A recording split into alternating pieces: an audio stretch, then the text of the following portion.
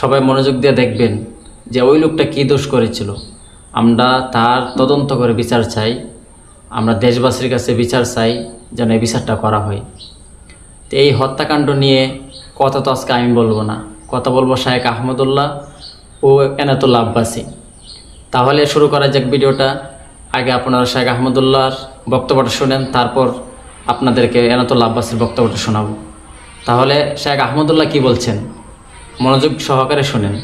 একজন আলেমকে অভিযোগ দিয়ে প্রমাণ হওয়ার আগে পিটিয়ে মেরে ফেলবেন এবং একটা সমাজ চেয়ে চেয়ে দেখবে, এটা নিয়ে তেমন কোনো আলোচনাও নেই।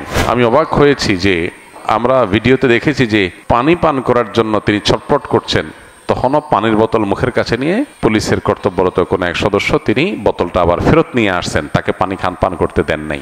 এই চিত্র যতবার দেখেছি ততবার ভেতর থেকে কষ্ট অনুভব করেছি প্রচণ্ডভাবে। একজন ইমাম, তিনি কোন আকিদার, কোন মাসলাকের, কোন মানহাজের, এগুলো দেখার দরকার নাই। একজন মানুষ, তিনি যদি অপরাধীও হন। যাই হোক, আহমদুল্লাহর বক্তব্য শুনলেন, এখন আপনারা শুনবেন এনায়েতুল্লাহ আব্বাসীর বক্তব্য। শুনেন। আপনারা শুনেছেন গাজীপুরে এক নিরীহ ইমামকে পিটিয়ে হত্যা করা হয়েছে। কমিটির লোক জড়িত আছে, কমিটির লোক। ইমাম সাহেবকে অপবাদ দিয়েছে সে বলাৎকার করছে। তো বলাৎকারের শাস্তি কি পিটিয়ে হত্যা করা? এক্সট্রা জুডিশিয়াল কিলিং, বিচার বহির্ভূত হত্যাকে ইসলাম সমর্থন করে না। বিচার বহির্ভূত হত্যাকে প্রচলিত আইনও সমর্থন করে না। এখন পর্যন্ত নিরীহ ইমামের মামলা নেওয়া হয় নাই। যাই হোক, আপনাদের সামনে দুইজনের বক্তব্যটা তুলে ধরলাম।